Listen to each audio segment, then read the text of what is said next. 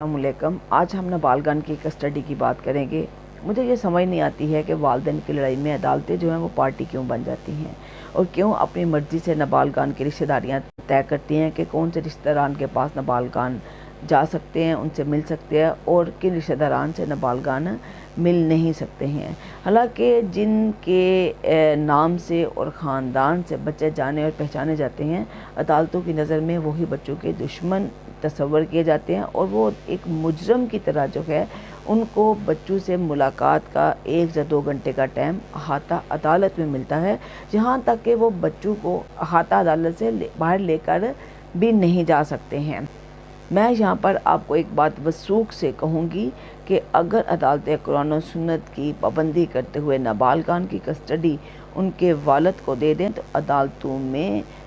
तो फैमिली अदालतों में निसफ से ज़्यादा केसेस ख़त्म हो जाए, क्योंकि एक शख्स जो है वो शादी अपनी नस्ल बढ़ाने के लिए करता है, लेकिन अदालतें जो हैं वालिदैन के झगड़ों में पार्टी बन जाती हैं और बच्चे की कस्टडी वालदा को दे देती हैं, जिसका नुकसान ये होता है कि वालदा चाहे दूसरी शादी भी कर ले और बच्चा जो है वो ननिहाल में कसम पुरसी की ज़िंदगी बसर भी कर रहा हो और बाप बार बार अदालत से आकर कहे कि वालदा ने दूसरी शादी कर ली है, इसलिए बच्चे को मेरी सुपरविजन में दे दिया जाए, लेकिन अदालतें हाई कोर्ट और सुप्रीम कोर्ट की साइटेशंस होने के बावजूद भी बच्चों की कस्टडी उसके वालिद को नहीं देती हैं। हालांकि हमें अपने माशरे के पॉइंट ऑफ व्यू से देखना चाहिए कि जिस माशरे में हम रह रहे हैं उस माशरे में जब किसी बेटी का अपने घर में स्टेटस नहीं है तो उस बेटी के बच्चों का उसकी गैर मौजूदगी में क्या स्टेटस होगा। इसलिए बेहतर यही है कि बच्चों को उसके वालिद की कस्टडी में दे दिया जाए। अगर वालिद की कस्टडी में नहीं दे सकते हैं तो कम अज़ कम गार्डियन एंड वार्ड एक्ट के सेक्शन 15 के तहत जो है